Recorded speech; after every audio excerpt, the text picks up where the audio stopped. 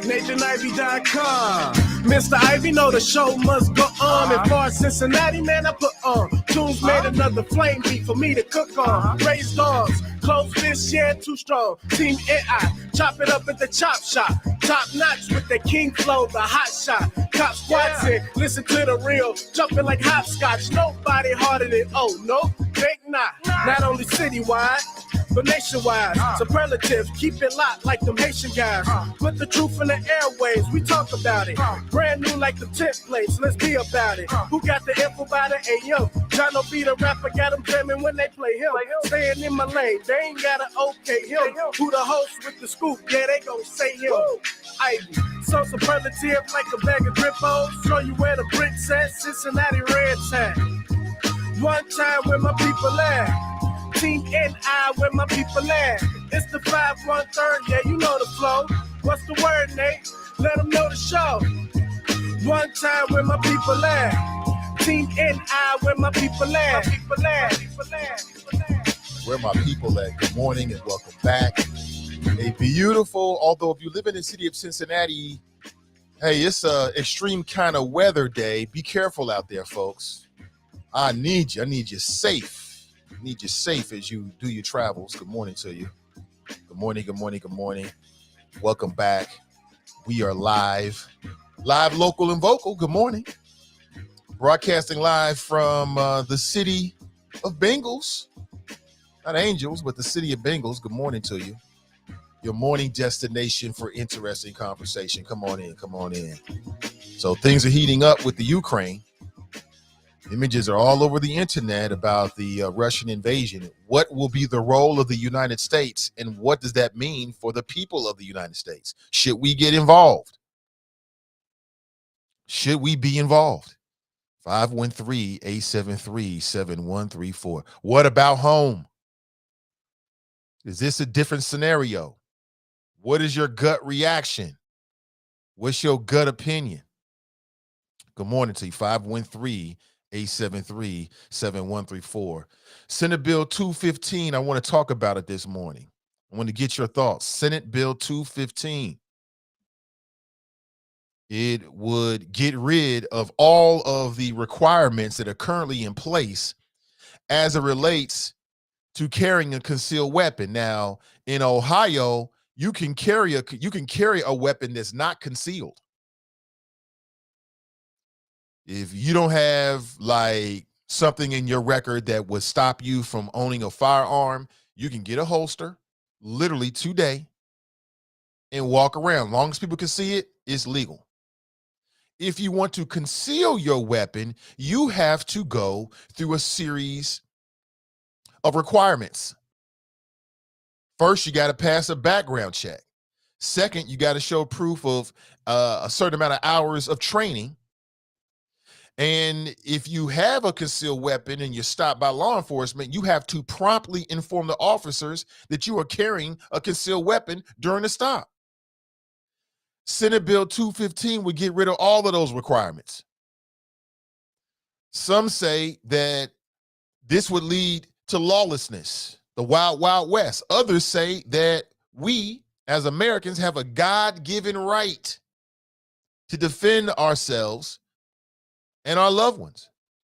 And I'd like to know how you feel about it, because there's a very serious chance that this is going to pass. It's going through committee work right now, and the next step is it'll go to the House, which is Republican dominated, and then it could show up on the desk of the governor, Mike,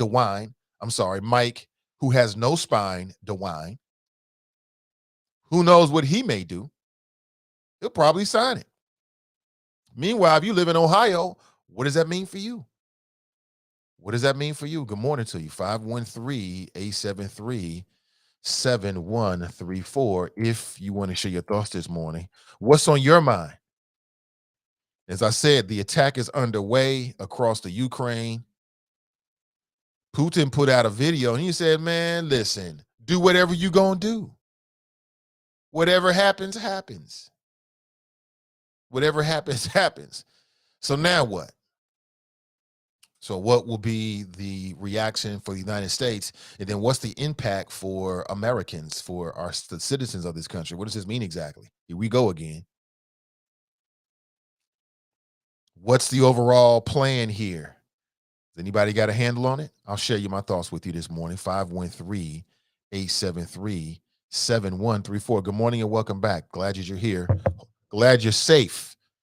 Yeah, woke up to some ice this morning. It wasn't too bad. Had to make sure that that the family could do what they had to do this morning. It wasn't that bad.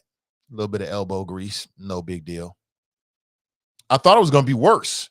I'll be honest with you. This whole wintry mix last night in Cincinnati caught me off guard. I just happened to be looking at my phone last night, and I just came across something that talked about the weather. I'm like, oh, shit. Shoot. We're getting a wintry mix. It wasn't that big a deal. I haven't been on the interstate highway. I know there's been people out there that have had some accidents. But with these Cincinnati drivers, man, ain't no telling. It really ain't no telling, man. It could be the ice. It could be people who are just like running late. I wonder how many accidents are started by people or created by people who are running late. And so now they're pressing the gas. They're pressing. Next thing you know, boom. Boom. On tomorrow's show, Ashley Glass is going to be with us. Now, remember, that's the sister with Black Women Cultivating Change. That's her organization. And she did a documentary going into last year. Remember this? She did a documentary, and it was all about Black women. She featured a lot of very prominent Black women, professional Black women, and they talked about imposter syndrome and mental health issues. She did a whole documentary, and she came on the show. We talked about it. And now she's back. She's going to do another one, this time focusing on Black men. What? That's right. Somebody loves us. Somebody cares about us. What? She's doing a whole thing on Black men and their mental health. And as Michael Baisden told us 20 years ago, men cry in the dark, Black men especially. We just need a shoulder to just a shoulder to cry on. That's it. That's it sometimes, or whatever, to cry on. But anyway, so she's doing a new documentary. I will be a part of it, very proud to be a part of it, is sharing my thoughts on the issue of mental health, which I'm just glad to see there's so many people focusing on that these days, because we need a space to be vulnerable as well.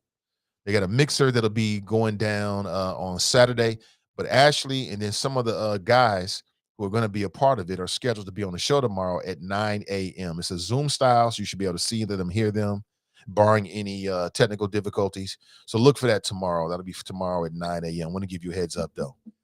Good morning to you. Dell writes, Putin is a madman. And let's not forget ex-president. I use those words very loosely. I call him a genius. Brandy Renee writes, good morning, beautiful people. Be safe on these roads. Absolutely. Carmelita writes, Ohio is an open carry state with the exception of transporting. I have my CCW, and I honestly believe people need some training. I've got a CCW, and I'll be honest with you. I prefer you have some training than no training. And depending on who you go to get your CCW, quite honestly, you're going to get a different level of expertise and training. It's just what it is. But it ain't enough. It really ain't enough. It opens the door for an introduction on firearm safety and the basics, but you just don't have enough time to really get proficient with a weapon. You know what I'm saying? You ain't got enough time. Like, basically, you shoot targets. And a live fire situation may not be as calm like that. So you might have to run. You might have a running target. You might be running. You don't really get a chance to practice any of that when you get your CCW. For folks who know what I'm talking about, you know what I'm talking about. But it is what it is. But now with this new Senate bill, there are some who are saying that we should have no regulations whatsoever. Now, there are some states in the Union of the United States that have similar requirements. You don't have to have any kind of permits or anything. You can just conceal and carry. But this is Ohio. This is Ohio. Ohio is something different. Ohioans is something different. My gut is I just don't trust Ohioans. I don't trust us. But that's just my gut. Do you believe that carrying a weapon to defend yourself is a God-given right that you have as a citizen of this country? That is my question for you this morning. 513 873-7134. I want to be here for at least 30 minutes. That's my question for you. Do you believe that it is a God-given right? Because there was a quote in an article I read, and the man who delivered the quote, he works with the Ohio Buckeye Firearms Association.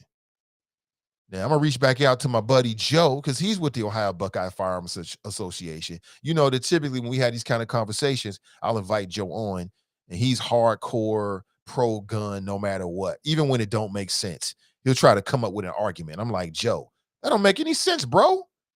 What are you talking about? But that's where he is. But a member of the Buckeye Firearms Association, quote, "This legislation works, Rob Sexton. It gives people their God-given right to defend themselves and their loved ones." Really? So God wants us all to have firearms? Maybe so. Maybe not. You tell me. 513-873-7134. And who exactly are we protecting ourselves from? Like, is it just anybody? Is it the Crips and the Bloods? Where is all this fear coming from? Like, as I walk around, I'm not in a constant state of fear. I'm not afraid to go anywhere in the city, quite honestly. I've been to all parts. I've been to the glamorous parts, and I've been to the not so glamorous parts. I don't feel anything. It's just some things that you shouldn't put yourself into, some situations, certain times. But other than that, do you feel fear?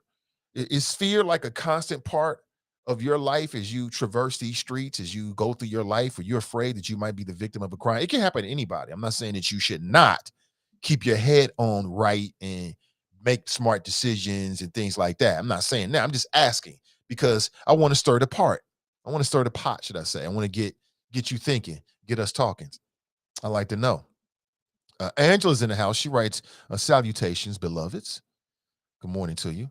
Greg writes, "Good morning." Let me back up here. I think I jumped over some people. Carmelita is in the house. She writes, "Good morning, choppers," with a Z. Good morning to you. Daryl writes, "Good morning, Nate and the hella choppers." Good morning, Daryl. Anthony writes, "Morning, chomp shops." Daryl writes, "Good morning, Nate and the choppers." Good morning to you. Deshauna writes, "Good morning, Nathan and all, checking in from Fairfield Post Office. I live in the Coreyville area, and we had an interruption with our mail. The wifey first noticed it. I was oblivious to it. She's like, 'We're not getting mail.' She was expecting some checks. Now, you know when you expecting checks, you are looking for them. Well, here's my checks. If it wasn't for that, she probably would have missed it too. A bunch of junk mail, but we don't want this. We don't want that. Stop." But she's like, "Look, I'm looking for some checks." I'm like, "What checks?" I start perk up. Checks. Kind of find out we just got like on 2 separate days, we got like a huge sort of just mail dump. Like, I don't know where the mail was. And then with one of our sponsors, they tried to send me some tax information and they had the right address, but it got returned. I'm like, what the hell? What the hell? Then I read this morning that apparently it was happening something all over Coreyville, in the Coreyville, Clifton area. So, we're not that upset about it. Things happen. But now it's resurrected the conversation about privatizing the post office. We'll get into it maybe this morning, maybe. Tracy writes, "Hi." Janice writes, "Rise and shine. You made to see another day. What a blessing." Absolutely. Brenda writes, "Good morning." Naisha writes, "Good morning. Good to see you, Naisha." Look and see these avatars. I see you, man. Y'all, the avatars are everything. Daryl writes, "They have declared war." Roots Tafari, which is the dopest name ever, by the way, writes, "Morning, choppers." Daryl writes, "We will get involved eventually, like we always do, the longer this goes on," right? Anthony writes, "No, we should not be involved in the actual fighting. Support services and equipment along with financial support is okay." Okay. Anthony writes, "Like and share." Thank you so much. Politically Petty Podcast shows in the house. He writes, "Morning, Nate and the choppers. Hashtag Flo Debo." Flo Debo. Brandy writes, "Good morning, beautiful people. Be safe on these roads." Absolutely. We'll try our best. Adele writes, if you checked out Terrell Starr, which I did, he's giving live updates on Twitter about the Ukraine. I did. I went to his YouTube channel. You turned me on to him. I appreciate you. Amika writes, good morning, choppers. I believe in my right to own and carry. The criminals don't care about the law. Okay. You believe in your right. So, okay, let me stop right there then Mika. So you believe in your right to own and carry. Is that a God-given right? And does that mean that the government should have no requirements that would get in the way of you doing either one of those two things, owning or carrying? Because like I said, some people in Ohio believe that, oh, we as American citizens have a God-given right to conceal and carry. And I'd like to know whether you agree with that or not. 513-873-7134. Do you have a God-given right to carry a firearm?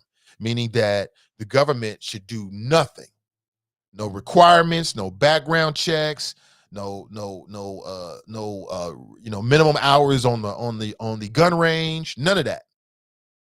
You know, I'm an American citizen. I'm born, I grow up, I want a weapon, I gets it. Period. Thinking forward, do you trust Ohioans? There are some states in the union, you know, people tend to think like, oh, the sky's going to fall. It's going to be the worst thing ever. It's going to be the wild, wild west. That was a quote from Charmaine McGuffey. She's the Hamilton County sheriff. She's against this. She said it'd be like the wild, wild west. Would it really be like the wild, wild west? Really? In that same article, Sister Iris is quoted in it as well. And she voices her opposition or her concerns about it. Matter of fact, let me post a link for you right now. You can check it out for yourself. Smart people want to reach it for themselves. I already know. I'm with you, Phoebe. I'm with you, family.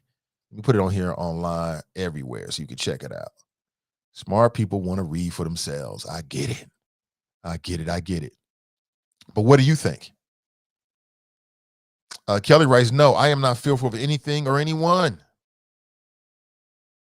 El Grillo writes, I agree. You can pay to get out of jail, but you can't pay to get out of hell. You agree with what exactly, El Grillo? That it is a God-given right to own a firearm? You tell me.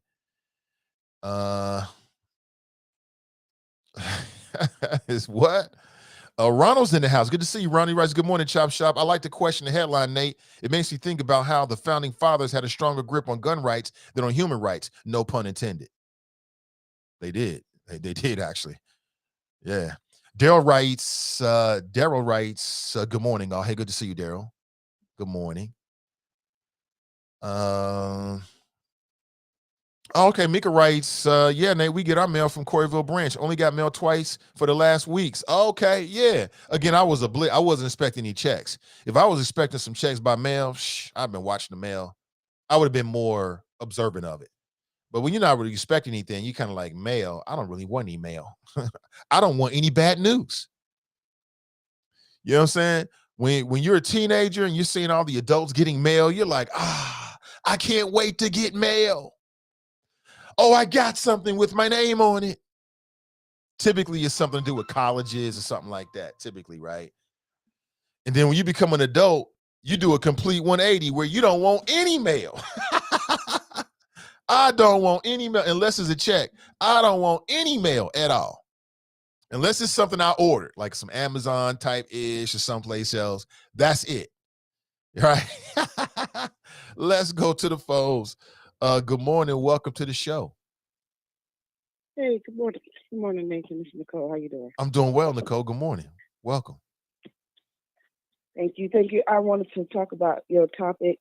This is something that Cincinnati and ACPV are like working to, ring the bells and alarms about. Early last year, we thought it was pretty much over and at the death of the governor. So I don't even know what really happened. I guess there's been enough pushback where they're doing a fourth hearing on this legislation, and which is good. It's giving us more time, but there is opposition, just all these different organizations, along with the, police as well. Again, this bill would allow anyone over the age of 21 to have access to any gun.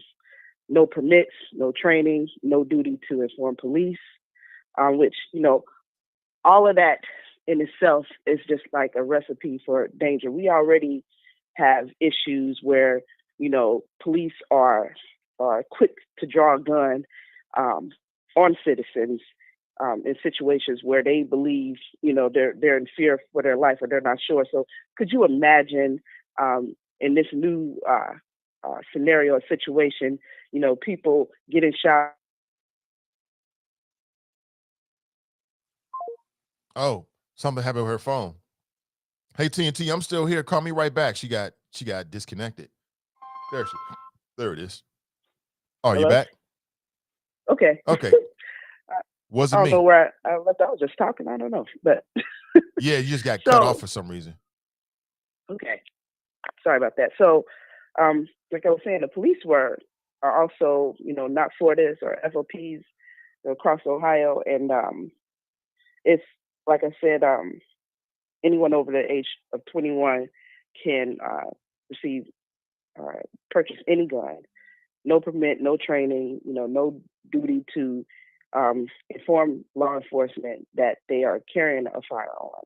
And so, there's already, a quick at the draw for police in these situations, and then especially in our community. No matter what, I don't see that mindset just eliminating because the law has allowed, these type of I guess, opportunities to have guns or whatnot. It still doesn't apply. This has been an open carry state for how long? And did that help John Crawford III? Did that help Tamir Rice? They still got shot on contact, right? Even with this being an open carry state. So, to me, it just seems like in certain scenarios, people will end up being shot because they're reaching for their cell phone or whatever the situation is. It's really a recipe for disaster. And I think about, I know their argument is, oh, it's your constitutional rights. But everyone know that in every law there are exceptions. Our First Amendment right, there are exceptions to every law. And when you're talking about a deadly weapon, and you're literally calling for no training, I mean, that part right there is just like so irresponsible. We haven't dealt with mental health. We haven't dealt with these weapons of war, these assault weapons. And so you're telling anyone that they can just grab it at the age of 18. What's next? My son is about to be 15. You know what I mean? So just go ahead and let him get in the car. No training, no certification. Go ahead. You're at the legal age. Let's do it. It's a reason why we, go through these steps and these training, especially when we're dealing with, machinery or, actual weapons that cause death. It's required. Bullets have no names on them. So, we just had a situation where, someone just got shot on a highway. Literally, like last week, someone got shot on my street here in Mount Airy. You know what I mean? Like, guns are prevalent as it is. Oh, that's my alarm. I'm sorry. But guns are prevalent right now. We haven't even dealt with, some responsible gun legislation. And it's just amazing how these legislators up here are just doing more and more of just things that are like irresponsible and, really a disservice. Like this is going to be a public health situation. And we have a God-given right to life, liberty, and the pursuit of happiness. This creates, more vigilantes, more individuals who really just want to take the law into their own hands. And so, people, you don't want to come and be at the, other side of this or at the end or be the victim of this or someone you care about. I just think about the possibility of this law passing and then, someone feeling like an untrained. It takes a lot to even handle a gun. Anybody that's taking that training and stuff, that's not no, simple stuff, unloading the gun, cleaning the gun. I mean, accidental shootings, suicides.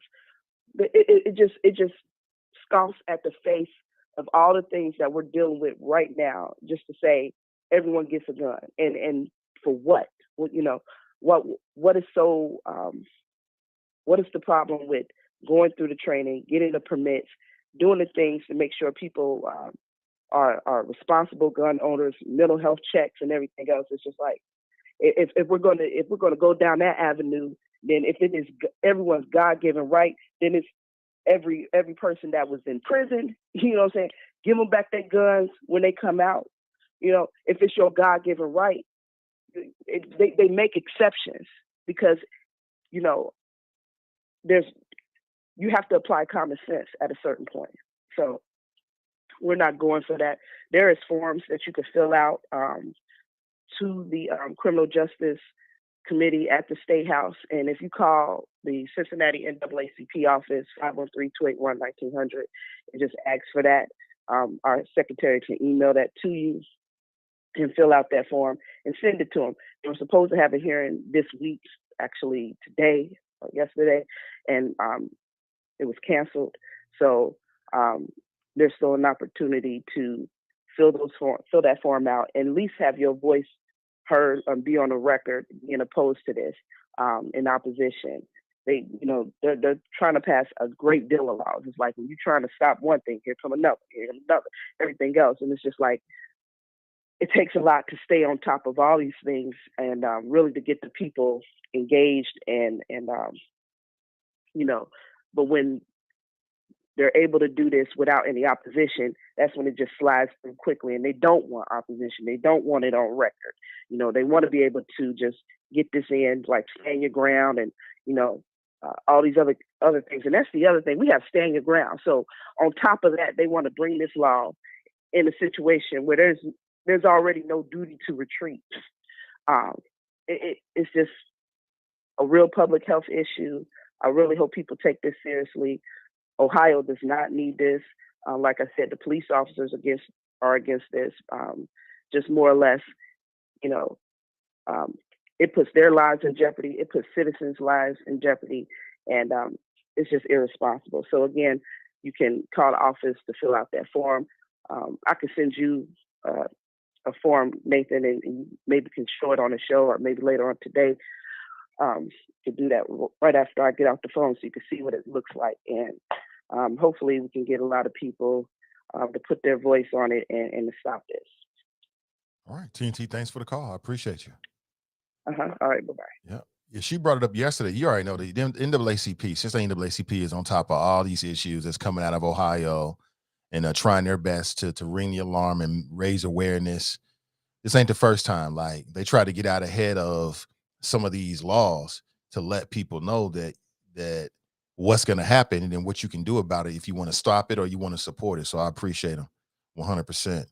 As she was talking, we had comments coming in. The question is, so if you're just tuning in, Senate Bill 215, this is in Ohio.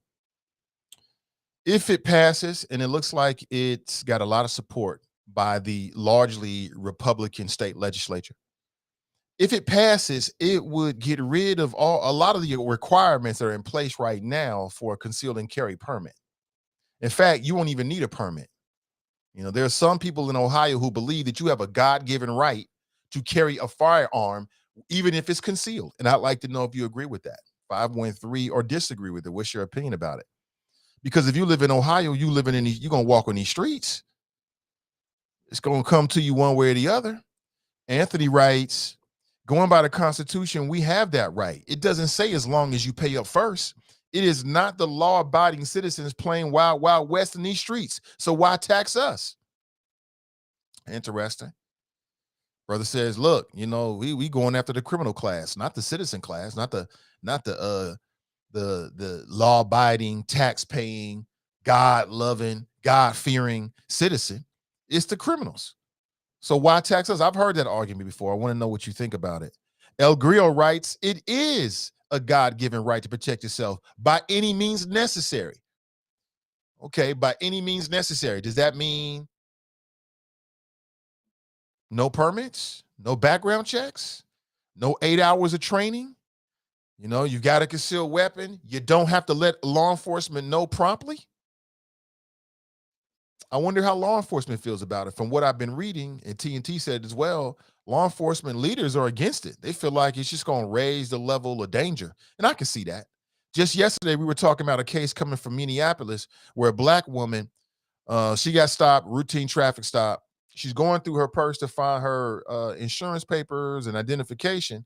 The officer standing outside the window.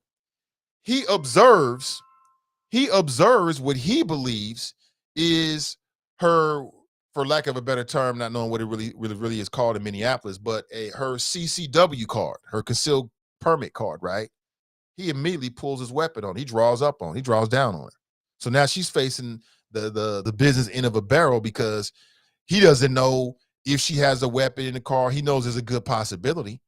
So if law enforcement in Ohio, this passes, is that going to raise the anxiety level of law enforcement officers? Are they going to have more anxiety, going to be more afraid about stopping and approaching cars because now they don't know, it's even more likely somebody might have a concealed weapon? And then how do they interact? What does that mean for that stop or that interaction? You give me your thoughts. Let's go back to the phones. Good morning. Welcome to the show. Good morning, dear brother. Good morning. How are you? I'm doing well.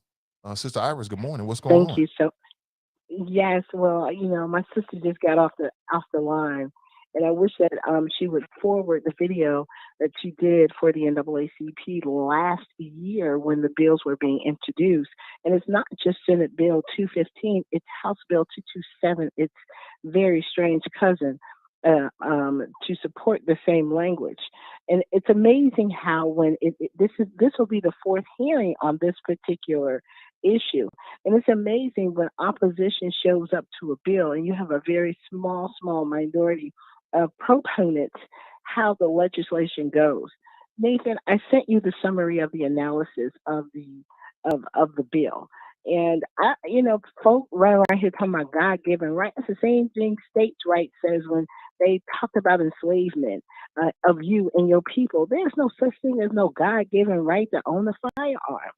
Look, this thing will have such an impact on the Black community that it will be reversible. These things will impact us in a way that we have no clue. And we're being very, very selfish about why we say we want these things. If you have a firearm and you are responsible and you're doing the training and you're keeping it out of children's way, out of harm's way, and you're not just running around pointing it and making it be your courage, then, fine. That's great for you. But there are a lot of people that are not. These guns are making their way into the hands of children, Black children. I don't know how y'all think they're getting guns or where they're coming from, but the increase of death in the Black community with these guns are tremendous. It is a burden to us. We can't even get our footing set on the ground to deal with mental health around these purchases of these very horrible guns that can kill multiple people all the time. It's these guns that can shoot down 20 to 30 people all the time. And then we have these other people, and as the folks said yesterday on Woke Wednesday, the white people who are against it said the yahoos who will get these guns. The burden again will be on Black folk. Come on. You said it yesterday, Nathan Ivey. You wish that Ahmaud Arbery had a weapon. And we talked about that a little bit. We talked about that case. We talked about Philando Castile. Brother Carlton brought up another case where Black people are treated differently in all of these situations, whether they notify the police that they have their CCWs on them. That happened to Philando Castile. While it wasn't in Ohio, it was in Minnesota. Could very easily have happened in Ohio. Probably has happened in Ohio, and we just don't know. As the legal redress chair and the public safety chair for the NAACP, these are the calls that I get.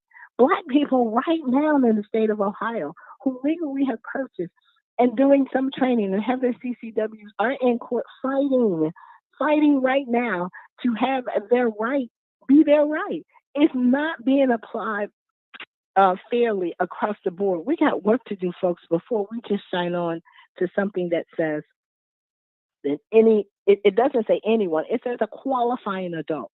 Nathan, I sent you the summary of the analysis of the bill. You I need to put received it. that up so folk can see what the language says. This ain't got nothing to do with you.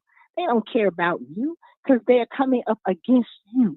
So we ain't prepared because we won't get prepared for these types of things. So if we don't get prepared, then let's do that.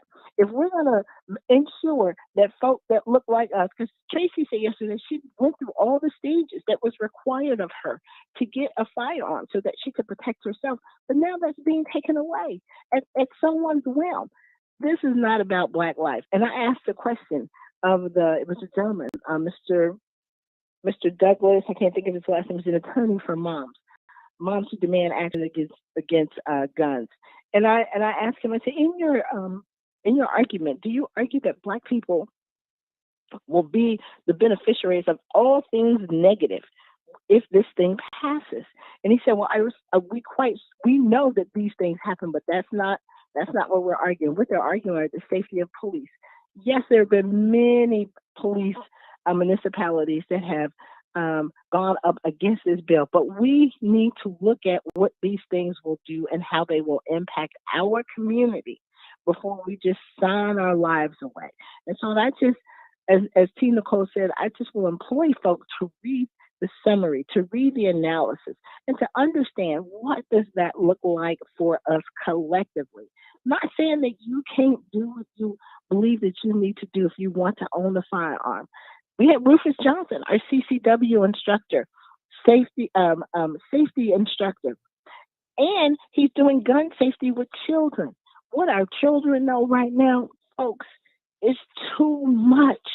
It is too much. I sat in a classroom with him. I came on this show and I told you all, we got 5 and 6 year olds, 9 and 10 year olds that know way too many things about firearms who have experienced firearms. So when we talk about trauma, let's talk about our role in creating the environment for our children to be in this traumatic state. This is what folk are building for our children. We're not participating because we're standing back saying, oh, well, look at what they're doing. No, look at what you're not doing. We must participate, whether you agree or disagree with my statements.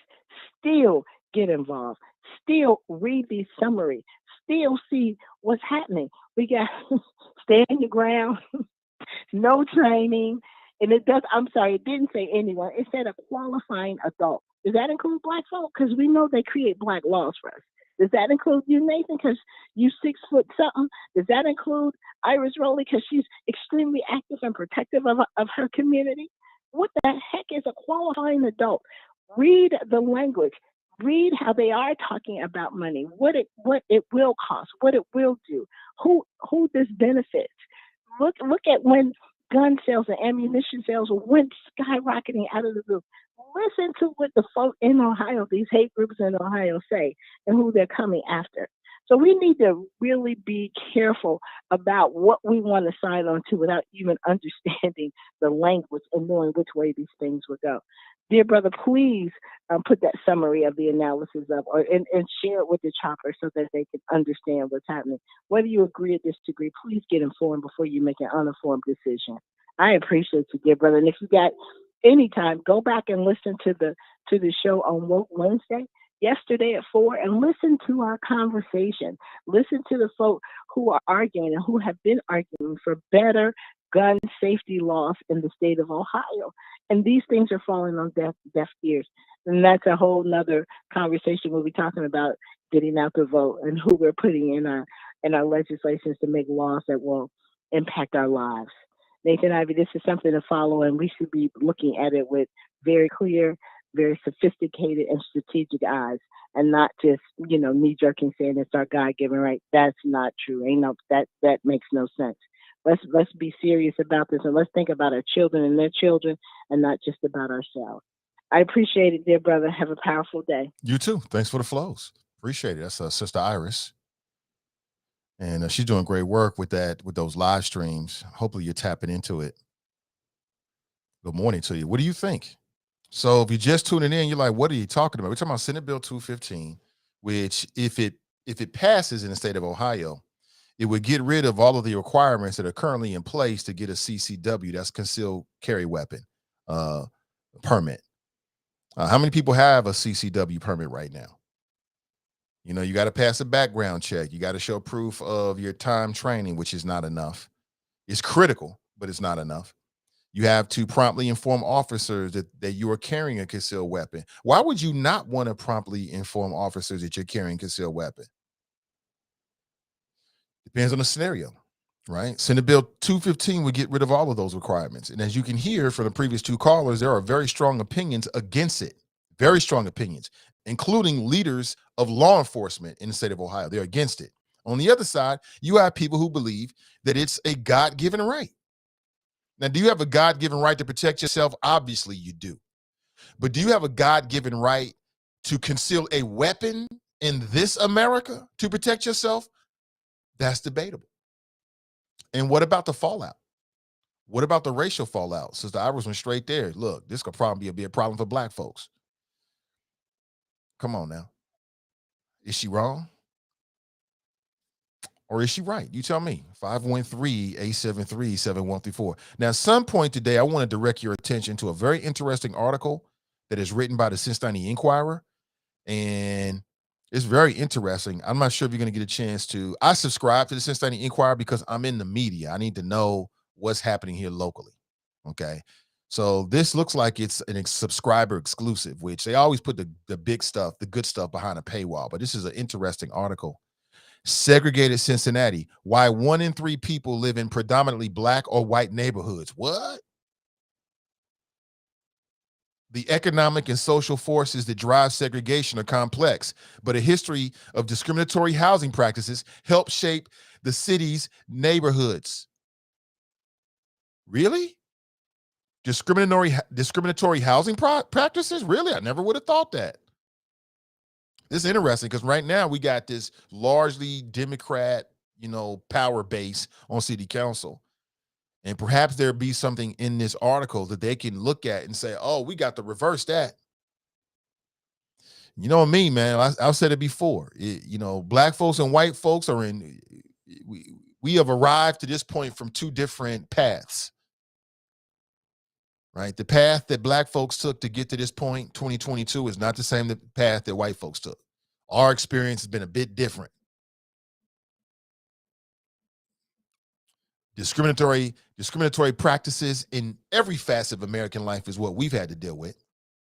And that's why I've always said, I have no problem with, I think it's a right thing to do to have a black agenda, to have a legislative agenda to deal with the uniqueness of the circumstances that led black folks, melanated folks to this point. We did not arrive here taking the same path. It's the truth. We did not arrive here taking the same path. It is what it is. So I'll get into that and I'll share with you. Maybe you got a chance to, but just kind of looking at it, man, it's a very interesting graphic I'm looking at. Cincinnati's most segregated neighborhoods. And if you live in Cincinnati, you already know this. You know what neighborhoods are largely predominated by black folks. And you know what neighborhoods are largely predominated by white folks. But how did we get to this point? Everybody talks about segregation in Cincinnati, but quite frankly, Cincinnatians are quite comfortable with it. Nobody really wants to change this. Nobody who really wants to change this.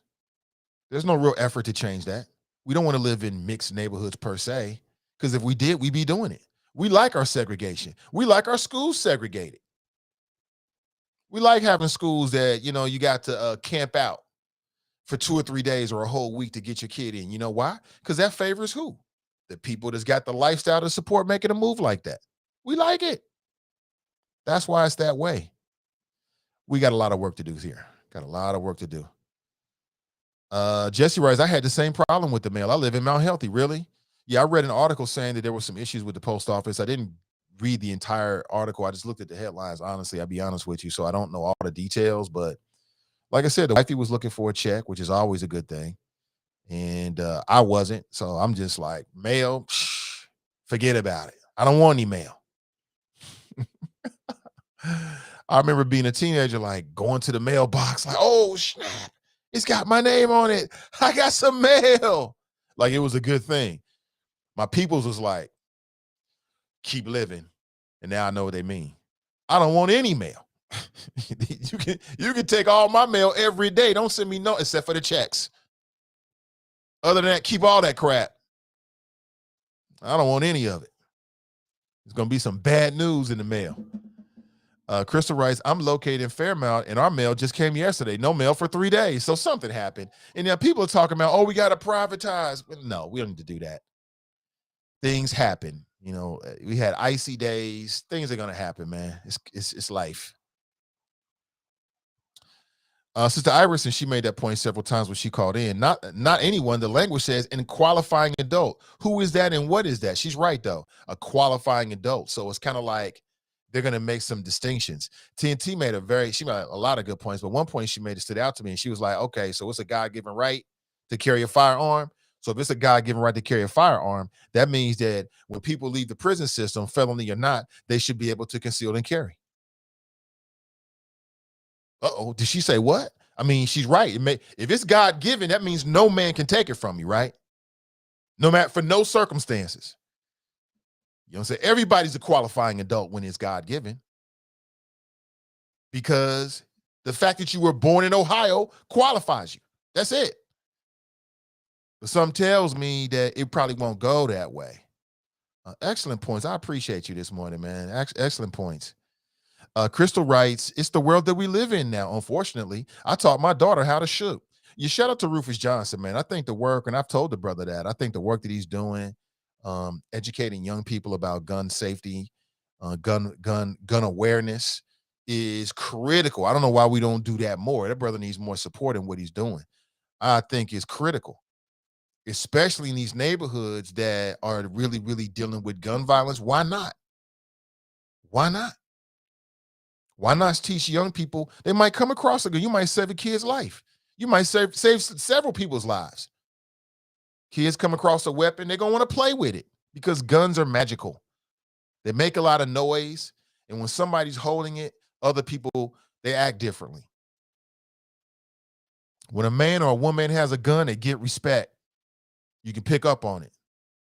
So if you have a firearm just kind of laying around somewhere, or maybe it's in a box, or you think that it's hidden, and kids have a way of going through everything. I know I used to go through everything. My grandparents' parents would leave. I would go through their closets. I don't know what I was looking for. Just want to go through their stuff, see what was back there. You know what I'm saying? They had a big old house, and they had all these closets and boxes. When you're a kid, you just want to go through it. You might find some toys, something to play with. And I remember coming across my people's weapons. Came across a shotgun. Like, wow, I didn't even want to touch it. I was too afraid to touch it. I didn't touch the shotgun until I got older, and I would pick it up and do. I don't know what I was doing. It's just what you do. And my grandfather and my grandmother had pistols. I found them both loaded. I'm like, what is this? It's a bullet. I'm a kid. I have no idea. But I was smart enough not to point at anybody or myself. I wasn't that much of a Gilligan, right? I wasn't going out like that. Dale writes, more guns is not a good thing. You don't think so? Yes, I did receive it, and it's in PDF form, so I can't automatically share that. I have to do some screenshots and then put it up. But I'll plan to do that and share it online with people. Tracy writes, just gives police, sheriffs, and state patrol another reason to say I fear for my life. Yeah, that. And maybe for good reason. Maybe they have a good reason to fear for their life.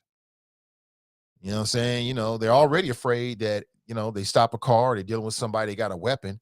This is just going to increase it because it's legal now. It may not seem like much, but I believe that the process of getting a permit for concealed and carry is stopping a lot of people from concealing and carry. Just the process. Like, you got to get a background check. Boom, that's going to knock a lot of people out right there. 2, you have to actually leave your house and set up this whole scenario and then pay somebody to train you to go through the required hours. That's a burden that's going to stop a lot of people. Is that a good thing, or are we stopping God's children from defending themselves? You tell me. I'm here for the conversation. I love the sister, but she is wrong on this issue. It's from Anthony. They don't even do mental health checks. There are people who have been dealing with firearms for decades. Huntingburg, a young age with family and recreational shooting. Why should they have to take a class? Sister Iris writes that the hearing will be next Tuesday, so we'll keep our eyes on that for sure. But back to Anthony, he says, why should you? So he's making an argument that innocent people, law-abiding people are getting caught up in this. And I feel you, Anthony. I'm glad you got a different opinion so we can have a conversation about it. But I mean, that's just the rules, right? That's the way America goes. You set a standard that applies to everybody, even though you're really targeting just a few people in that group that you think may be a problem or may commit a crime or whatever. That's the way things are. Is it that much of a burden, really? Like, honest, I went through the process, and I'll be honest with you, it's not that much of a burden.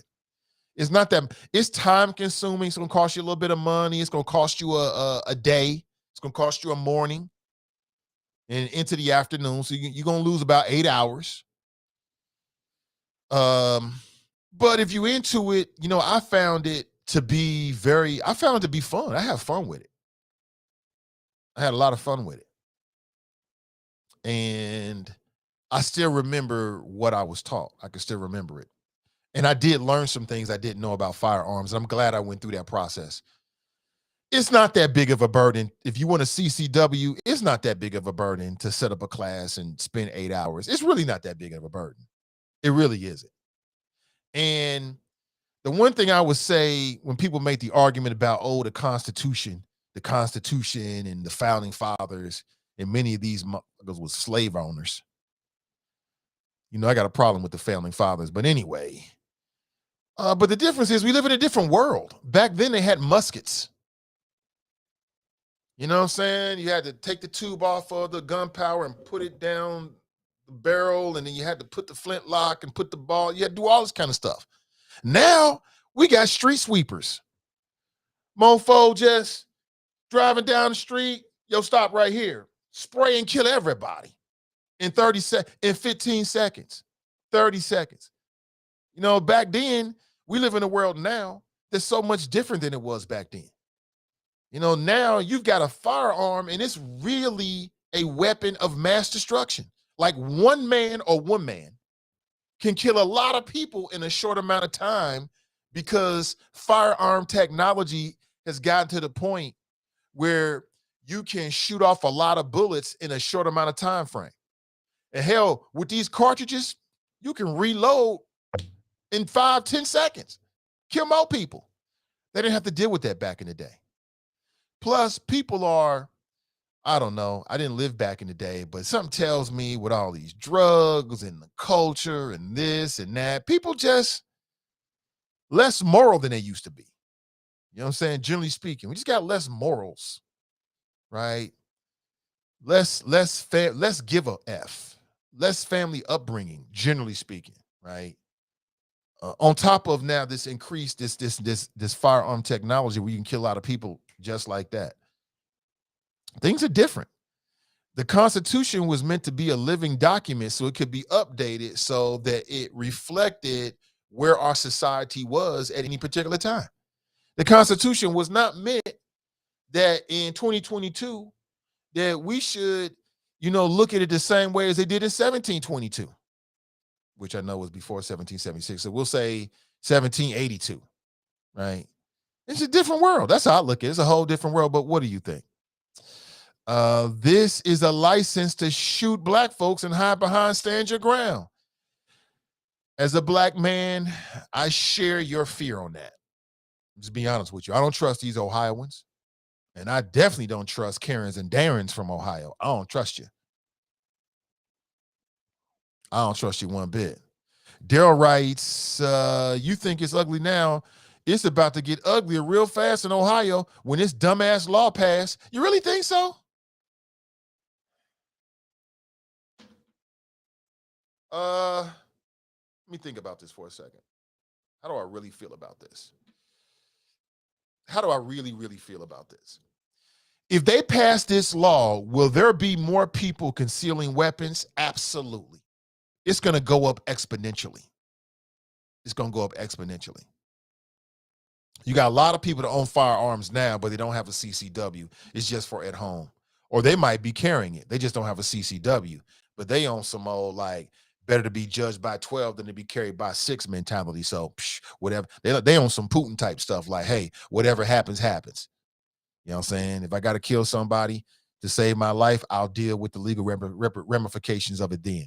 People do that. If they pass this, yes, a lot more people will be concealing and carrying a firearm. Absolutely. So now you got a lot more people concealing and carrying a firearm in these streets.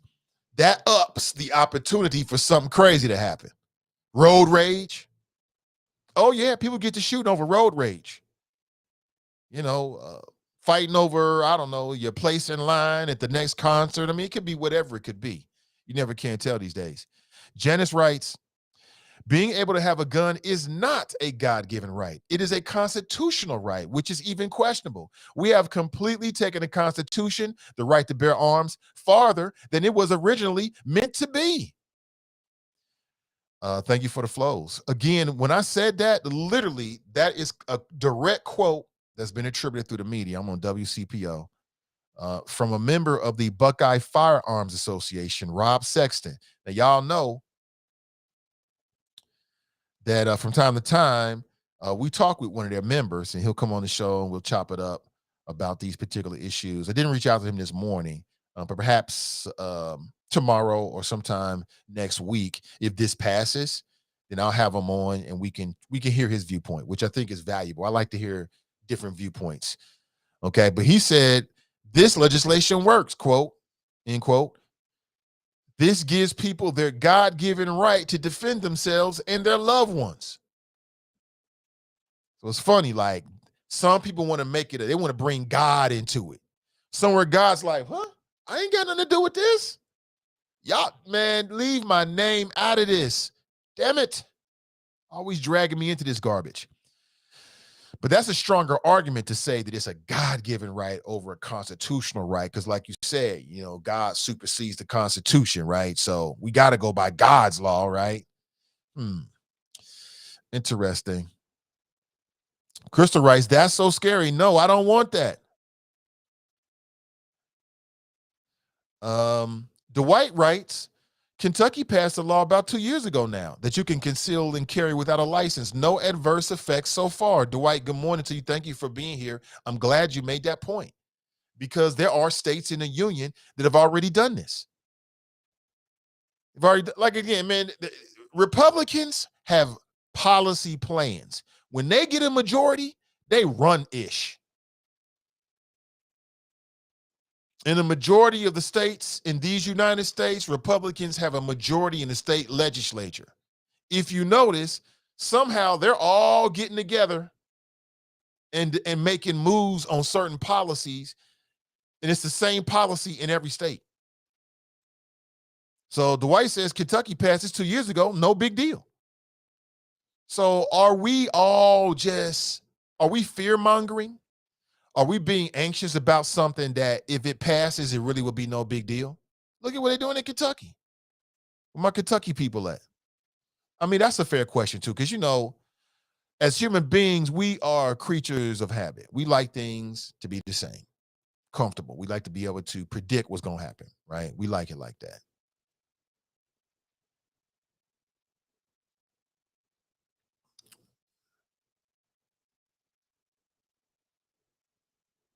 But are we all in our feelings about nothing?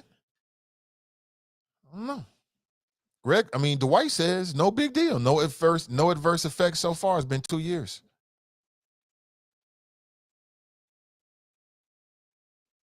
Greg writes, pardon me, I'm not familiar with the details of the proposed law you refer to. Maybe this is an example of why we should pay attention to local and state politics as well as national. Well, that's what we're doing right now, Greg. We're paying attention to state politics. I posted a link to the article. You can check it out. Sister Iris sent me a PDF, and I can't easily share the PDF with you. So I'll try to find another way of doing it. and then you could check it out. Hold on. I think I might have figured it out, actually. Yeah. But I can what's the word? I can post the PDF or what's inside the documents on the Friends page after the show. I can do that. But let's go to the phones. Good morning. Welcome to the show. Good morning, Mr. Ivey. How you doing, sir? I'm doing well. I'm doing excellent. Drop. Squad 52. Hey, thanks for taking my call. I woke up, slept in this morning, and when I tuned in, Irish Rowley was on the line talking about this House Bill 215. And while I'm sitting here, I was making my homemade salsa, chopping it up. The first thing I thought, Mr. Ivey, is that the most of what I heard from Irish Rowley was fear.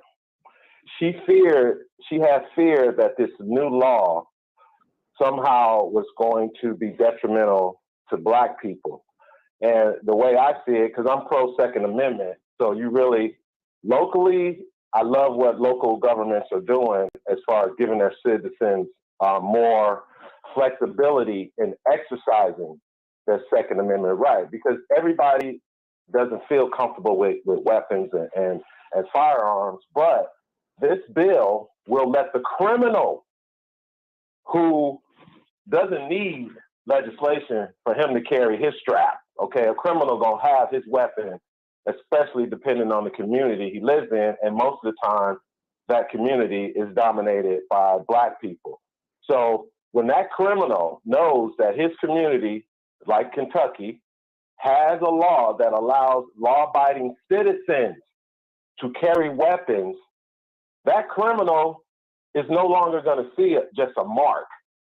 They're going to see a person that possibly could have a firearm on them that could be maybe even more powerful than the one the criminal has.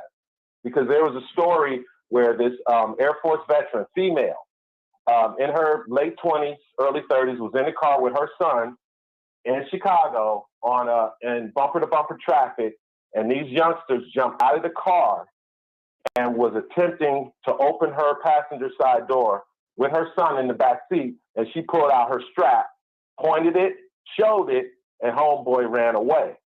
So again, I think that people who inflict fear in these type of laws, it's not good because, again, we Black people are not a monolith.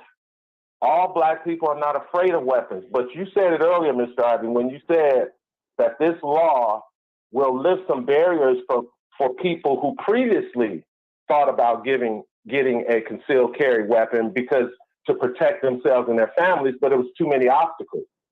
So you're right. When this bill passes, and it's going to pass, because this type of legislation in a off year, a midterm election year, is intended to drive people to the polls. And we all know in Ohio, which group is not displaying fear and saying that all Black people are afraid of guns and all Black people are going to get shot if they carry a concealed weapon and encounter the police. But again, look at the other states who have the same law. In some states, you have to have open carry. You have to see the weapon because that helps law enforcement to know who's carrying a weapon. So again, if this legislation passes, there will probably be things added to it to make some adjustments. I'm not sure if it's past that point yet, but I just want to say one last thing before I go, Mr. Ivey.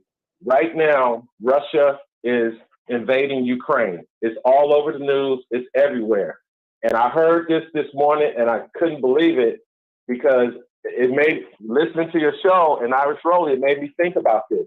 Ukraine, which is under attack by Russia, made an announcement to all their citizens. If you want to take up arms, we will give you weapons to defend yourself from the invading forces led by Russia. So just keep that in mind, Mr. Ivey. Over in Ukraine, the government is offering weapons to the citizens to defend themselves from an invasion. Okay? Here in America, the government would never give us weapons to defend ourselves against invasion or a foreign or even a domestic enemy. But that's because we have the Second Amendment. So Black people, we are not a monolith. Don't be afraid of weapons. If you think you need a weapon, get the training, get the guidance, and protect your family. Thank you, Mr. Ivey, for giving me the opportunity. Yes, sir. Before you roll out, man, so do you think that the process to get a concealed and carry permit is an obstacle, or is it a requirement? Well, it's intended to be an obstacle because of the Second Amendment. Constitutionally, you are entitled to bear arms, but local states' rights can put obstacles in your way, like out here in California. It's the stuff you have to go through. Mr. Ivey, I have a friend that works for Customs and Border Patrol. He couldn't even get a carry and concealed weapon, Mr. Ivey. So again, yes, legislation in certain states are put out to make it very difficult for people to exercise their constitutional rights, not God-given rights. Anytime somebody injects God into something, that should tell you right there what their motives are. All right. Take it easy. Appreciate you. All right. Thank you, Mr. Ivey. That's Drop checking in. What do you think?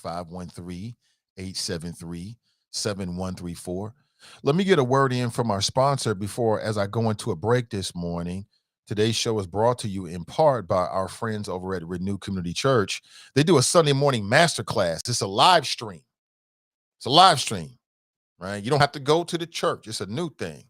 You can tap in real easy. All you got to do is go to Facebook, facebook.com/Cincy Renew, CINCI Renew, or on YouTube at Renew Community Church live stream.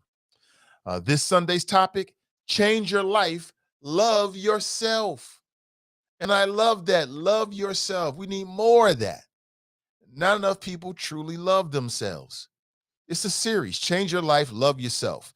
If you're interested in a free ebook, you can download it at their website and also sign up for coaching professionally or maybe personally at 3w.renewcommunitychurch.org. Good morning to you. Now, before I take a break, we got a call that just came in. I'm going to take the call before the break. Hey, good morning and welcome to the show. What up, brother Nate? What up, Daryl? Daryl from Atlanta. Yeah. I just listened to this nonsense coming from Drop. I mean, I guess he might have some point in there between all the convoluted minutia of gaslighting. But did he just say, let me get this right.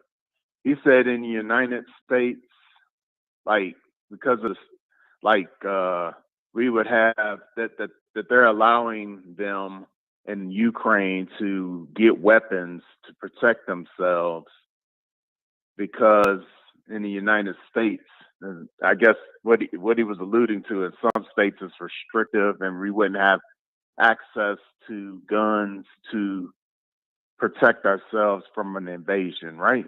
Is that the premise of what he said? I'm not even sure, to be honest with you, Daryl. I'm not sure if that was the point he was trying to make or not, but he did say something like that. Okay. Here's my point. This Trump-loving, Russian-supporting seditionists almost ready for treason, and Hillary Clinton told us this, 6 years ago? 5.5 years ago? The nerve of this man. He's a walking contradiction. I mean, these mofos out here supporting Putin and this nonsense by Tulsi Gabbard talking about the United States is wrong and how, no, Biden is handling it just the right way. If Trump was in there, I mean, they would have just went in and slaughtered the people. And another thing, Drop, the Ukrainian military is not the United States military. So that's a false comparison right there. If we get to the point where we need to buy weapons for ourselves to protect from an invasion, the war is over. I mean, you know what I'm saying? Like, we lost if we get to that point. with our firepower, we lost. The United States lost.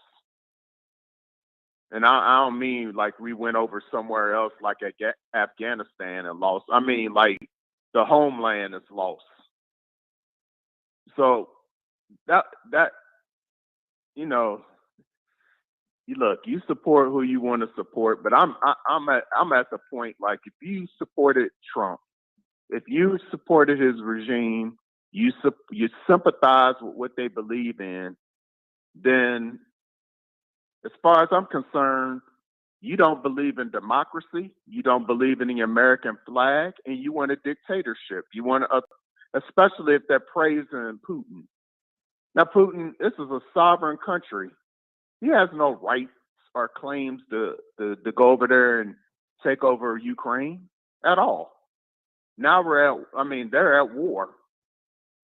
I mean, he pretty much said so, and he threatened that if anybody gets involved, they're going to feel the consequences. So that was a shot against us. And then I guess they had the backing of China. So this whole thing, I mean, this thing's turning into World War III. But I just wanted to point out that, all things aren't the same. You can't take principles here in the United States with, guns and the gun ownership. I mean, if you want to own a gun, fine. All I say is you go through the appropriate background checks. I think they should be more stringent. And that's all, because these laws are not geared, as Sister Iris said, they're not geared to protect us. They work against us in most cases, but just about all cases. Even if you're looking at stand your ground, when we use stand your ground, that I don't know if you were standing your ground, we got to lock you up. But the other side uses stand your ground. It's okay. Like, he was defending himself. Mm-hmm. I mean, we can look at the Kyle Rittenhouse case. Name one black person in this damn country, if that was a black male teenager walking with that assault rifle, that wouldn't have happened. Or he would be laying on the ground. Walking past police. Come on, man. Walking past police. Right. That's my point. It's not happening. So, we have to, I heard David Pepper on yesterday on another show on Sirius, and he was talking about protecting the democracy. And I think a lot of us, because we don't get what we want, it's almost like we don't understand, like, things, it's like instant gratification. Because we don't get it right then and there, then, the Democrats, they ain't for us. I'm sitting out, I ain't voting. Well, okay, so hear me out. You're going to support the Republicans either by voting for them or not voting at all. And this is the party that is talking up Putin as he's a great leader and supporting the Russian invasion. Help me make it make sense, bruh. I mean, for real. Mm-hmm. Especially black people. Help me make it make sense. The underlying thing that I caught yesterday is Putin is invading Ukraine. And if you listen to Terrell Starr, I heard some other people say this, but it's based on white nationalism. The people that were in certain areas of Ukraine that were they're Russian sympathizers, they're white nationalists. How is that good for us? Oh, it don't matter what's going on over there. I mean, how can you have to be? It don't matter what's going on over there. But then we got all these people on MAGA supporting Putin, supporting Trump. Trump is like, oh, Putin is excellent. What he did was very smart. Help me make it make sense. I'm serious. I'm like, what's wrong with, I mean, some of us, I'm talking about black people, we lost our damn mind. I mean, so you want that side to take over, yet in the same breath, you talking about some damn reparations. What the? Help me make it make sense. Bro, that's all I got. I know you got to take a break, so take care, brother. Yeah, appreciate the calls, man. That's Daryl from Atlanta checking in. All strong calls today. I appreciate everybody. Yeah, I'm good for a break, man. We'll get the break in, no doubt about that. Hold on 1 second here. We'll definitely get the break in. So let me take about 4 minutes at the most. We'll come right back. This is the Nathan Ivey Show. We're live, we're local, and we're vocal. Broadcasting live from beautiful Cincinnati, Ohio. Don't go anywhere.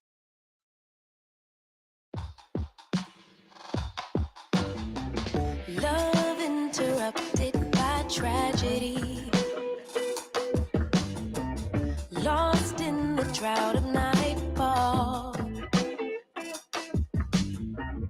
running in search of the remedy, trying to find her place in it all,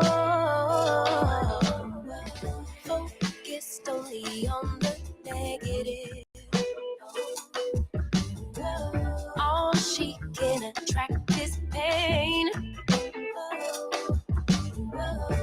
Perception is what will manifest.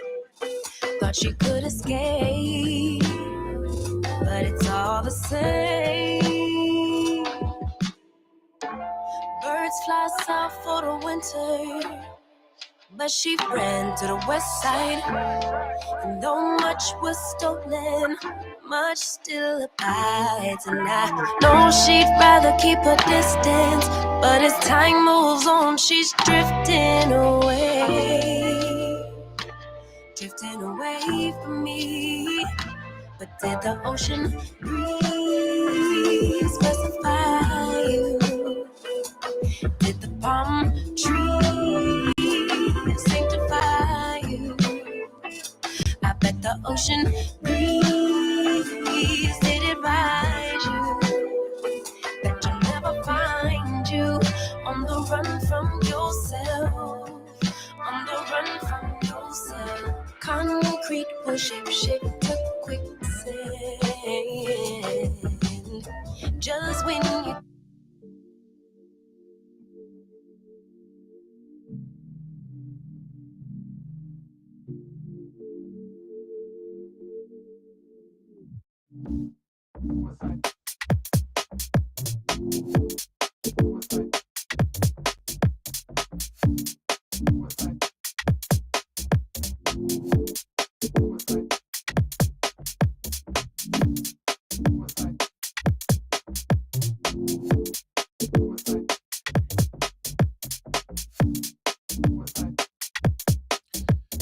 All right, a quick break, everybody. Welcome back. Nate Ivey with you in the air chair. It's the Nathan Ivey Show, your morning destination for interesting conversation. And let's get back into it. We have a call on the line. Let's go straight to it. We got Tracy from Cincinnati. Hey, good morning, Tracy. Welcome. Hey, Nathan, how are you this morning? Good morning. I'm doing well. You know, I almost got mad listening to Black Knight Democrat, aka I'm going to call him the spin doctor, because, you know, I know I heard what I heard, but then I had to realize that Drop reads from a different script and he gets his information from the spin doctor on the planet. Yesterday, the president of the Ukraine say, come one, come all, step right on up and we're going to give you some weapons to defend yourself. That's not what he said. They're recruiting for their army because they know that they're no match for the Russian army. And he said, anybody 18 to 50 years old who wants to join the army to help defend our land, please join and we will supply you with the weapons. That's exactly what he said. So, you know, I don't know, you know, what Drop heard or what he thought he heard, but Drop, you might want to go get that, you know, announcement that the president of the Ukraine said yesterday, because that's exactly what he said and what he meant. So, you know, I don't know. It's just funny to me how Drop spins things for his benefit and then tries to apply it to the United States. Like, you know, they're all going to step up and just get some weapons and do a yippee-ki-yay through the streets. I don't know. I don't even know where he's coming from half of the time. That weed must be good at 4 o'clock in the morning. But, you know, I wanted to put that out there. Stop the spins, Drop, and come back tomorrow and let us know what you really heard, because that's not what we said, and that's all I have. Appreciate the call. Drop, you can't get away with it, bro. But we all know Drop is our brother. That's our brother right there. That's our conservative brother from another father. We got different fathers. and it'd be so obvious, man. I've told him, man, stop. Whatever you are reading or consuming as your primary news base is skewed, but it is what it is, man. Brent Rice, segregation in any city, USA is nothing new. Hold on, we got another call coming in. Hey, good morning. Welcome to the show. Good morning, Nate. How you doing, man? I'm doing well, Glenn. Good morning to you. Welcome. It's Glenn, a.k.a. GW, a.k.a. Glenn from Mason, a.k.a. Politically Petty Podcast Show, a.k.a. Flo Devo. Hey, I felt Daryl's call when he talked about just what's wrong with people. So in this segment of, so that's what we're doing? Nate, I want to go back to something you said earlier. You talked about how you basically go into different spaces and you see black people all the time, and, you know, everything is everything.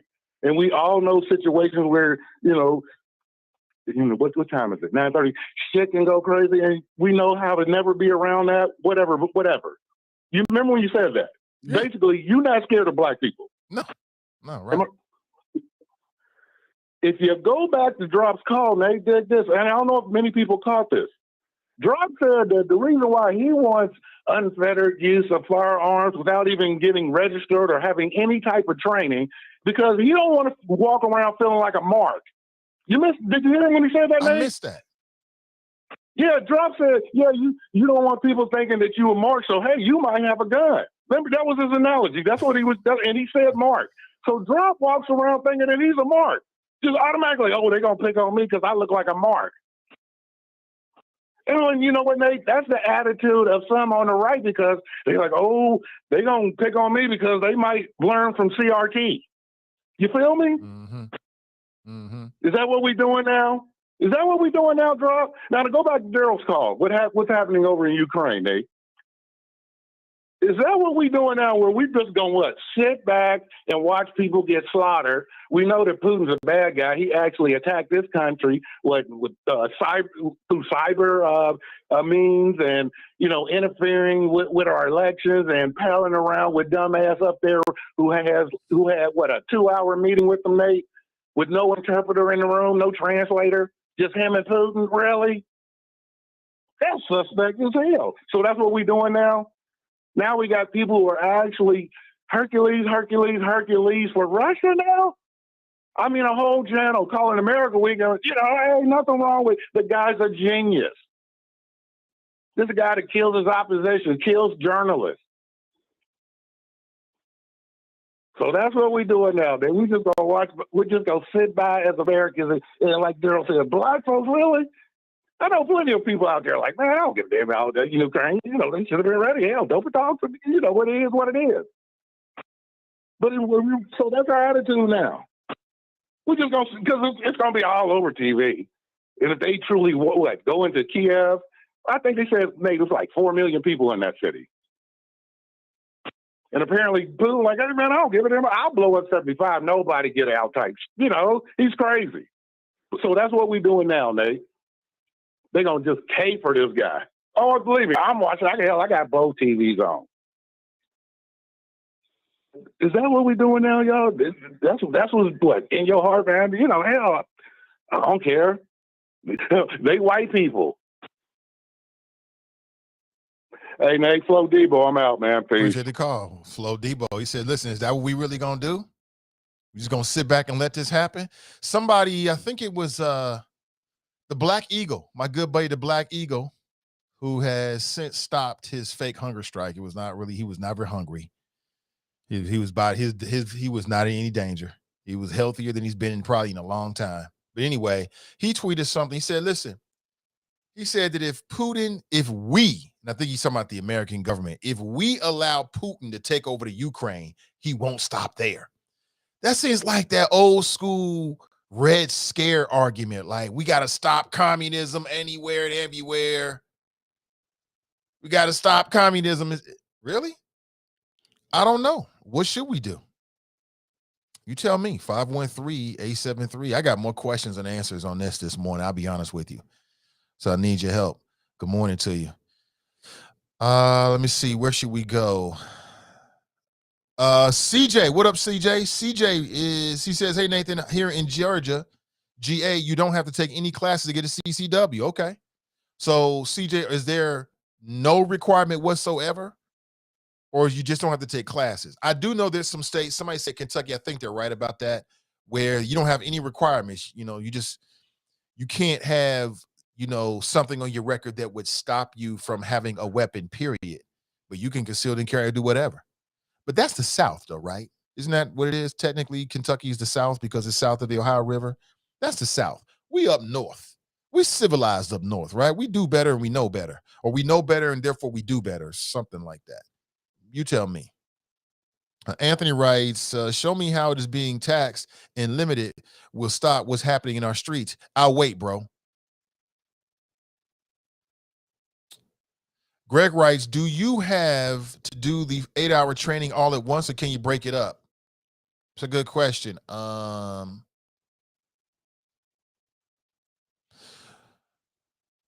don't know. That's a good question. I mean, I did mine all in one whop. So you do the classroom part and then you go to the gun range. But since it's like that, could you do the classroom part and then next week go to the gun range? I mean, I don't know. I don't know what the rules are. I mean, on the surface of it, it seems like you could be able to do that. Like, why wouldn't you be able to? Marcia writes, I got my CCW with the Brown Girls Project. Shout out to them. When I lived in Cincy, Tiffany Weir runs this program, and the instructors are a former police officer and a firearms instructor. It was an 8-hour training, and the program is geared toward women. Yeah, I remember when they were doing that. I thought it was great. Shout out to Tiffany Weir and the Brown Girls Project. I'm aware of it. And I know that they was helping a lot of women. I just thought it was a great idea. I never got a chance to talk with Tiffany Weir. I always wanted to. I wonder if she's still doing it. I'll reach out to her. If anybody knows her, maybe you can make a connect for me. But just to give some visibility to what she's doing, I love it. Got to protect yourself. You know me, I'm pro Second Amendment. I'm pro whatever is legal. If it's legal for me to have a firearm, I want to have a firearm. If it's legal for me to have a CCW, I want to have a CCW. Now, let me preface this. I am a peaceful man. I am a gentle giant. Okay? I'm on some peaceful stuff. You know, what I would really, really hate, it would hurt my heart if I had to take out one of God's children. But it wouldn't hurt my heart so much that I won't do it if it's a clear-cut case of you or me or you and my family or something like that. You done. And I'm not going to sit around thinking about it. It's just what it is. Okay, I'm with that with everybody. Everybody should have a right to protect themselves. Mofos trying to rob you or they taking a little argument too far and they want to take it to the next level. You got to do what you got to do. I 100% support that for everybody, especially us, any and everybody. But I'm all about the rules. And also I'm all about public safety. Like, does this make sense for public safety? And I feel two ways about it. On one way, the black man in me, the reflex in me is saying, hell to the no, because this is going to have an impact on people that look like me. My more intellectual side is saying, well, let's look at these other states that have already done this, and do they have an uptick in, let's say, vigilante justice or vigilante violence or whatever like that? And I'll be honest with you, I haven't taken a deep enough dive at the numbers to give you a straight up hardcore opinion I can stand by. But from a few articles that I've read between yesterday and today, they suggest that statistically there's no difference. I mean, does that make sense to put it that way? I want to cover my bases. I want you to know exactly how I feel. And I want to speak exactly how I feel. But what do you think? Brent writes, do you agree? I think he's asking Charlie Wimburn, do you agree with your Republican leader Trump that Putin is a genius? Oh boy. Got a black Republican in the house. You already know it's blood in the water. You already know. TNT writes, they are now working on law to remove restrictions for people to bring their firearms to the employer. Is that right? That's a problem because some people are not well adjusted. Some of these employers don't know how to treat their employees. Holla if you hear me on that. They don't know how to treat their employees. Holla if you hear me on that. You know, a job is your livelihood, your family. People can get really emotional real quick now. They can get real emotional real quick when you talking about cutting off the money line. Whoo boy. The wrong person with a firearm, bad things can happen. We've already seen these workplace fire shootings. Would that increase? It could. It could. Michael writes, everyone should have the right to carry. No different from locking your car door. On the surface, I agree with you. Every adult that's mentally well adjusted and doesn't have a history of violence, particularly with a firearm, should be allowed to carry. I'm with you with that, Michael, and I think that's how the rules are right now.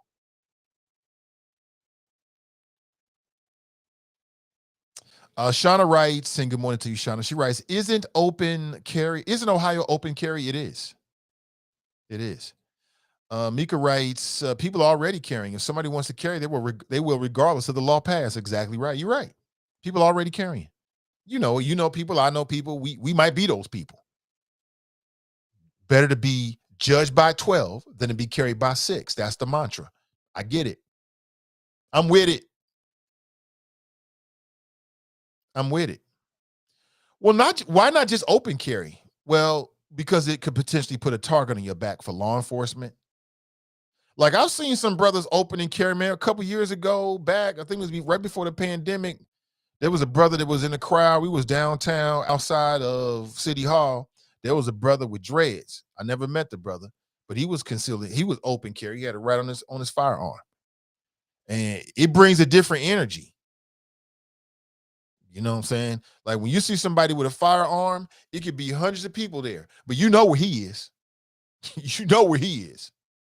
Where is he? Where am I? Oh, good, there he is. You know what I'm saying? We're going to put a little tracer on him. No matter where I'm looking, I want to make sure I know where that guy is. Right? But the difference between, you said there's no difference between locking your car door. Well, the one big difference is a firearm kills people. Locking your door, the process of locking your door don't kill anybody, Michael.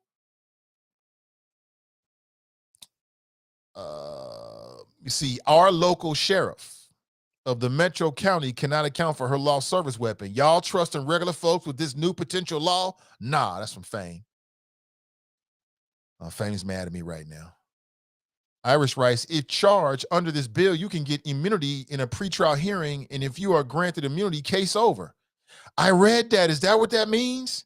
I confess, I read that portion. I didn't understand what it meant. That's what it means? Damn. What is driving this? It's fear. People are afraid to death of being a victim of crime. They're afraid to death of ending up on World Star, right? The victim of some type of assault. And we live in a world where, to be honest with you, you never know. Something can happen anywhere. It can happen anywhere, but I'm not afraid like that. I'm not a fearful kind of man, but the anxiety I get is more around my family than me. You know what I'm saying? It's more about having a wife and a son and a daughter, making sure they're cool rather than myself. Because like I said, I done been in every neighborhood. I done been in every situation. I done walked to people's homes, guns on the table. Guns on the table everywhere. You know what I'm saying? I done been everywhere in the city. You name it, I've been to it. You know what I'm saying? As an adult, as a grown man, I'm like, what I found, as long as you cool, everybody else cool. That's what I found. But let's go to the phones. Good morning. Welcome to the show. Good morning. Good morning. Who am I speaking with? This is Tiffany. I am the founder of the Brown Girls Project. Wow. I do the Brown Girls with Guns class. Wow, Tiffany Ware? Yes. Tiffany Okay, I Ware. was just talking about you. Yeah, I was just talking. I Your name came. know. I'm sorry, go I ahead. know. A few people reached out to me and said that you wanted to chat. Yeah, we were talking about this new Ohio Bill 215 that if it passes, it'll remove all of the requirements for CCW. And then your project came up, the Brown Girls Project came up, and I was just giving you props, and I was just telling folks how I thought it was such a great idea. I never met you, never got a chance to talk with you. So that was I pretty much it. appreciate you. I appreciate that. But here's the thing that about our class. First of all, it's African American perspective taught, because it's a lot different to be a gun carrier as a Black person. People hate when you say that, but it really is different. You have to be precautious in different ways. And that's the first thing. Secondly, it's woman focused. So what we found is that many women did not feel comfortable in other CCW classes, Black women especially. All the other CCW classes are usually filled with white men who have been shooting guns since they were 5. They've been wrangling deers down since they were 10. And so they didn't feel comfortable in those environments. So they just felt, they knew they needed to protect themselves, but they weren't sure where to go. And what's different about our coursework is that not that it's just woman focused and African American focused, it's that it is a gun safety class. So yes, you can get your CCW certification through our class, but we're teaching gun safety, because in the Black community, most people have a negative connotation. They're connected to guns very negatively. They've always heard all their lives, hey, don't touch that, it's not safe. Someone that they really love got killed by a firearm. So we have this fear, this innate fear that we grow up with that's been taught to us for generations and generations. So my idea is, hey, let's focus on teaching the safety, how to use it safely, how to protect yourself, how to teach your children how to handle a loaded gun in case one of their friends happens to come out of their dad's bedroom, how to clear it. So there's not any more of those accidents that put that fear in our heart about these firearms. So other than just getting your CCW certification, you're definitely getting some gun safety training that you definitely need before you start handling hard steel. And secondly, we're going over some laws. And I don't know if a lot of CCW classes do that, but we're definitely going over laws. We're teaching you how to handle stops when you have a firearm in your car. So there are a lot of little things that, yeah, that bill may pass and it may change things, but our class encompasses so many more important factors. Mm. When did you start the project, and what made you start it? It started exactly December 2016. Trump was campaigning. My background is in marketing and promotions, and I was handling a team of people promoting Hillary Clinton's campaign. And my staff was out and about, and they kept getting Trumpsters throwing drinks at them, calling them the N-word, just a bunch of foolishness that was very indicative of what the climate change that was happening. Yes, we all know that we live in Cincinnati, Ohio. If you've been here a very long time, you're used to the racism. It's very German, Catholic, and Republican. So it wasn't a surprise, but it was getting way more in your face, which I personally prefer my races overt. So I know what I'm dealing with. But it was harmful. And then my children were very involved. They were young at the time, but they got very involved in watching the politics and talking about them, and they were afraid. And my son basically was like, Mom, if Trump gets in office, and he was probably 15, 14 at the time, and my daughter was maybe 11, 10 or 11. He's like, if Trump gets in office, like, Mom, I'm going to have to protect you guys. Like, it's going to be a race war, and I'm going to have to protect y'all because I'm a single mom. And I was like, no, hold on, Pimpin', like, that's what I do. Like, I'm the protector here. But for real, I had no clue. And it made me start thinking about how I've gotten real comfortable living in the suburbs of sorts. I'm like, I've really been out there, just not really realizing it. And I reached out online to see if I could find a CCW instructor, a Black CCW instructor, because it was really important for me. It's always important for me to try to keep the dollars in our community as long as possible. And the partnership began between myself and Joe Porter of Ride or Die Gun Training. He is a master instructor with the NRA. I reached out just to take his class. I posted it on Facebook. Hey, anybody know a Black CCW instructor? A bunch of people said Joe. And I reached out to him. I'm like, I need to be in your next class. Well, by the time I came back to Facebook later that day, I had at least 35 women under the post saying, hey, Tiff, if you go, I'm going. I'm going when you go. And I was like, well, there's a void here that needs to be filled because we want the knowledge, but we just don't know where to go, and we don't feel comfortable. So the Brown Girls Project has been around since 2014, and that's my nonprofit. And we do unconventional workshops and social events for Black women and girls. It just kind of fit right in with what we wanted to do anyway, and it just took off. And it became our #1 workshop. At this point, we have certified over 780 African-American women. Wow. From Ohio, North Carolina, Virginia. We've had people come all the way up from very northern Ohio to come down here.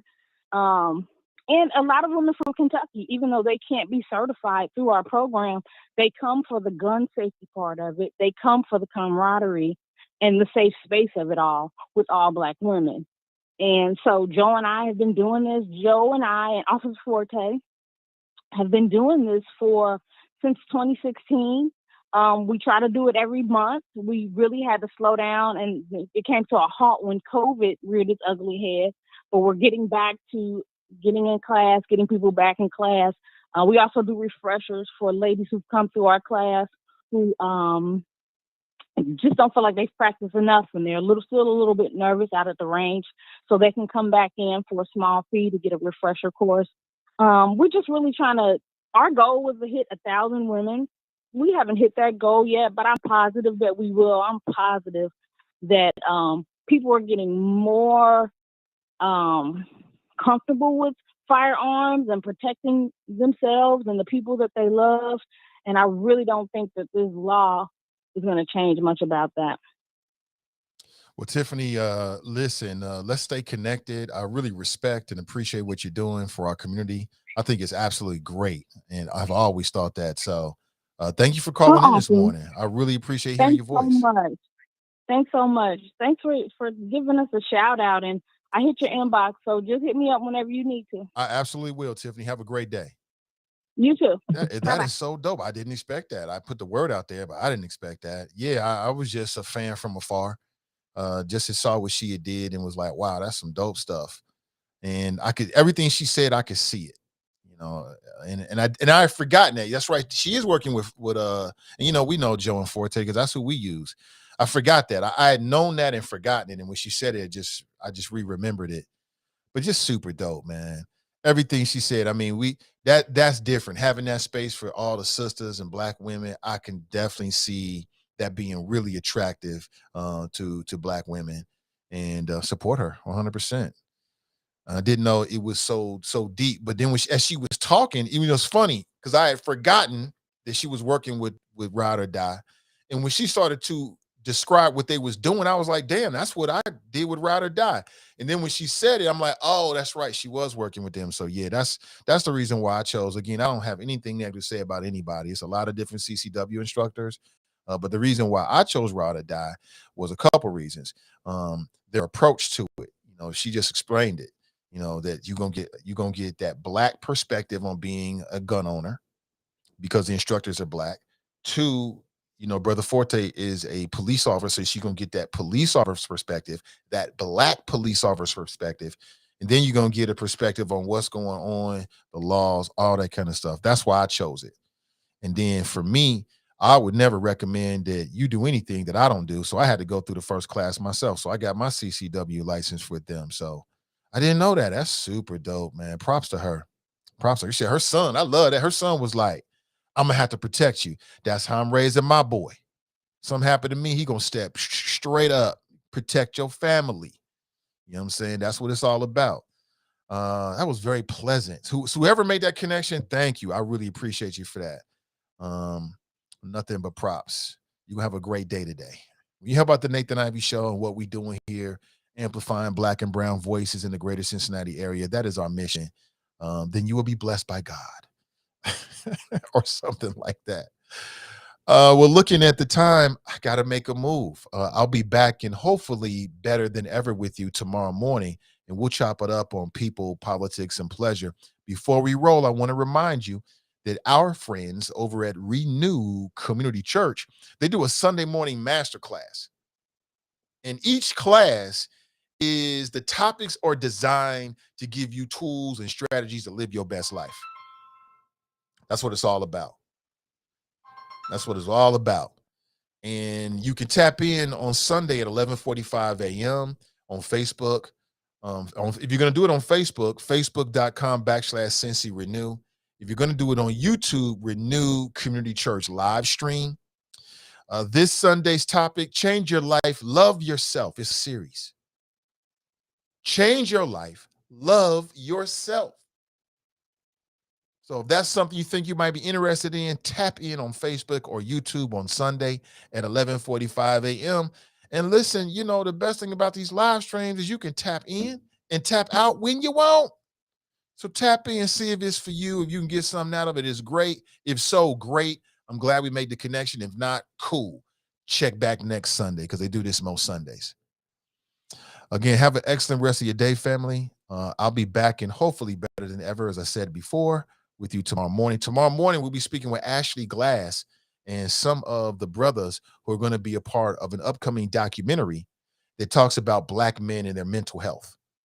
Black men and health and mental health. And yours truly, I will be a part of the documentary. And they're having a mixer on Saturday, which I'll be in attendance as well.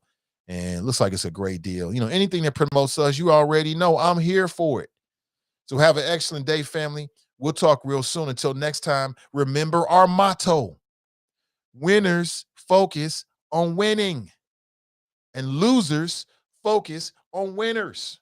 So stay focused and stay winning, and we'll talk real soon. Until next time, I'm Nate Ivey, and I'm out.